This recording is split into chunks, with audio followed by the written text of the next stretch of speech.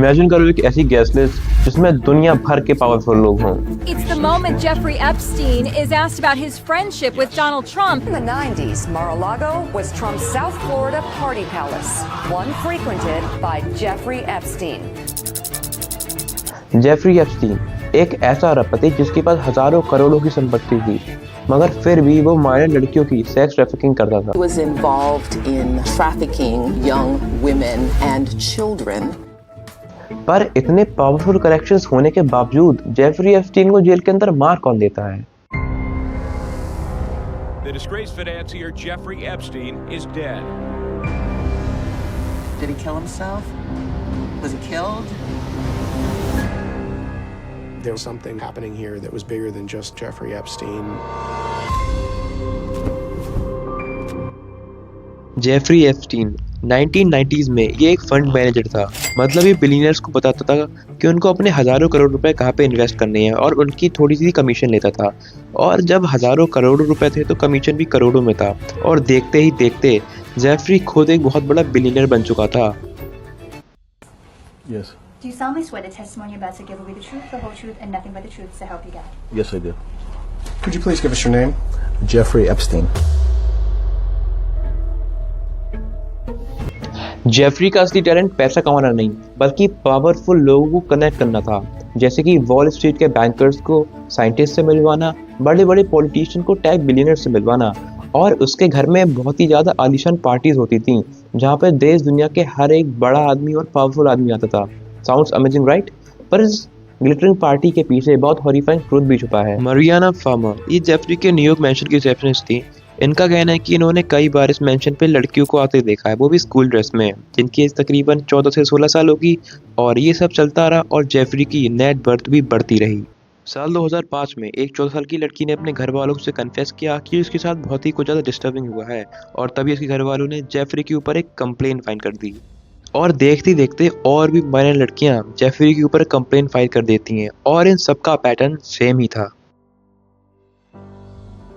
America में child laws बहुत ही ज़्यादा स्ट्रिक्ट है। हालांकि ऐसे केसेस को सीरियसली लिया जाता है, पर जेफरी के केस में ऐसा नहीं था। उसके केसों को सीरियसली ले ही नहीं रहा था और वो जेल में ऐसे रह रहा था जैसे कि वो जेल वालों का दामाद। 2008 में जेफरी को 13 महीनों की जेल होती है और इन 13 महीनों में भी सप्ताह के 6 दिन के 12 घंटे वो बाहर रह सकता था। और ये सब मैं हवा में नहीं कह रहा, ये सब कुछ डॉक्यूमेंटेड है। 2008 के बाद एप्स्टीन के कनेक्शंस रुके नहीं बल्कि और भी रफ्तार से बढ़ने लगे। उसके कनेक्शंस और भी ज़्यादा स्ट्रॉन्ग हो रहे थे। उसकी मीटिंग्स, उसके ईमेल्स कुछ नहीं रुका बल्कि और भी रफ्तार से बढ़ने लगे और ये सब कुछ ऐसे ही कंटिन्यू रहा। US president Bill Clinton, Stephen Hawking, Prince Andrew और एप्स्टीन आइलैंड के ओनर जेफरी एप्स्टीन के ऊपर 136 से भी ज्यादा सेक्सुअली अब्यूज लड़कियों ने केस किए। I was 14 years old. I was 16 years old. Was 16, 17, 14 years old. This is me. This was me. This is me when I met Jeffrey Epstein. This is me when I met Jeffrey Epstein.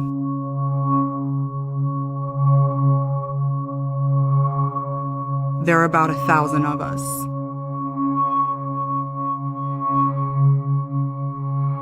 Jeffrey के पास इसके अलावा भी बहुत सारी properties थी, जैसे कि मैल्टन mention, New York wrench और पाम बीच मैंशन, और इन्हीं जगहों पे अपनी काली करतूतें करता था।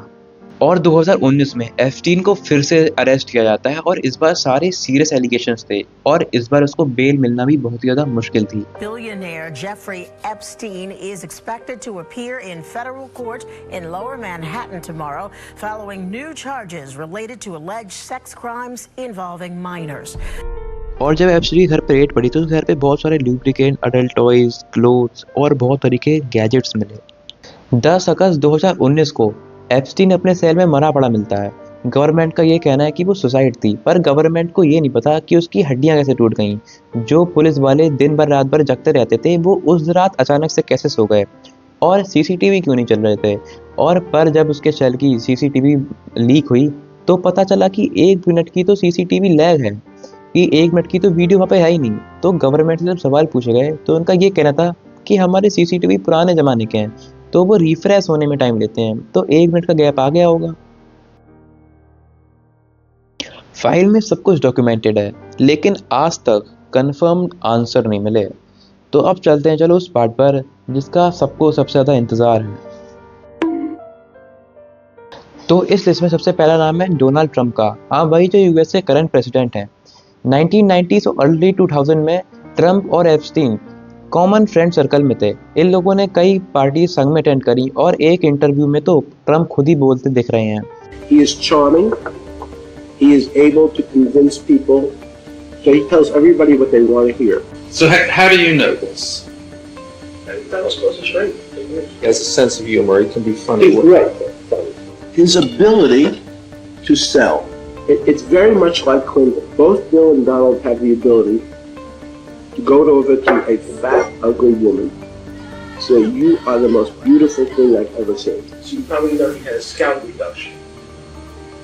Because he had the same male pattern woman that we all have. He's not a horrible human being. He does nasty things to his best friends' wives. Anyone who first tries to gain your trust and then uses it to do bad things. That's how he goes. हालांकि अब Trump इन सब बातों से deny करते हैं। वो कहते हैं कि उनका एप्स्टीन से कुछ लेना देना नहीं है, ना कि वो कभी जिंदगी में मिले हैं और ना ही वो कभी एप्स्टीन आइलैंड पर गए हैं। I have nothing to do with Jeffrey Epstein.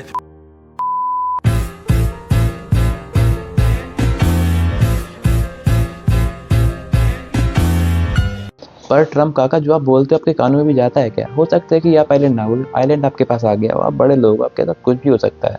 पर ये तस्वीरें तो कुछ और ही कहती हैं। जोक्स अपार्ट, पर ट्रंप के खिलाफ अभी कोई सीरियस एलिगेशंस नहीं मिले हैं, ना कि कोई विक्टिम। उसके फोटो संग में होने का मतलब ये नहीं कि वो कोई क्रिमिनल हो। वहाँ पे बहुत से भी लोग फॉर्मल मीटिंग्स और बिजनेस के लिए जाते थे। एप्स्टीन आइलैंड के जो विजिटर्स की लिस्ट निकली है उसमें एक ऐसा नाम आया जो कि बहुत शॉकिंग है, जो कि था स्टीफन हॉकिंग का। उनके खिलाफ एक मेल मिला है जो कि स्टीफन ने मैक्सवेल को लिखा था, ये कहते हुए कि वर्जीनिया और उसके दोस्त को रुपए देके शांत करा दो कि वो स्टीफन के ऊपर कोई भी ज़्यादा चार्ज ना लगाएं और उनके खिलाफ कोई भी कंप्लेन ना करें। और इस मेल के अलावा स्टीफन के ऊपर कोई सीरियस चार्ज और कोई एलिगेशंस तो नहीं लगे हैं और ना ही कोई विक्टिम सामने आया है। इस एप्स्टीन आइलैंड पर हर वो चीज़ होती थी जो एक आम आदमी सोच भी नहीं सकता। इसका ओनर जेफरी एप्स्टीन हर वो चीज़ करता था और करवाता था जो कि किसी के भी लिमिट्स के बाहर हो। और ऐसा ही एक विक्टिम वर्जीनिया ने बताया। वर्जीनिया को एप्स्टीन आइलैंड पर एज अ मसाज लेडी बुलाया था और धीरे धीरे वो वहाँ पे फुल टाइम जॉब करने लगी। और उसके बाद एप्स्टीन उसको अपने दोस्तों को फेवर देने के लिए भी कहने लगा।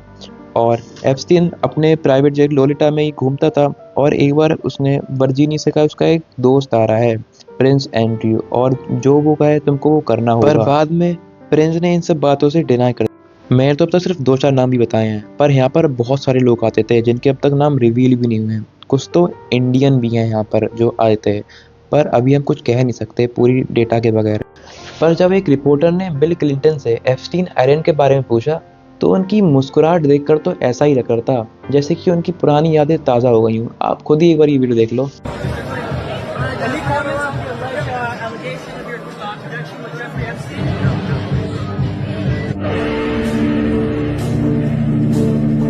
ये थी एप्स्टीन फाइल की कुछ बातें जो प्रूव कर देती हैं कि पैसा, पावर और कनेक्शन जस्टिस से भी बड़ी होती हैं। पर उसके साथ वो एक और चीज़ प्रूव करती है कि सच हमेशा बाहर आता है।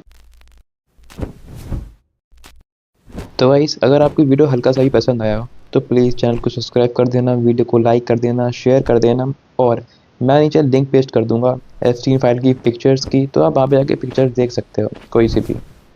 तो गाइस, चलो मिलते हैं अगली वीडियो में। Bye bye.